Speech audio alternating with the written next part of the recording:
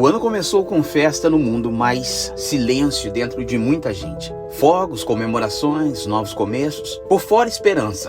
Por dentro, medo, ansiedade, incerteza. E isso revela algo importante. A vida não muda quando o calendário vira. Ela muda quando o pensamento muda. Nem todo mundo começa forte, mas todo mundo pode começar consciente.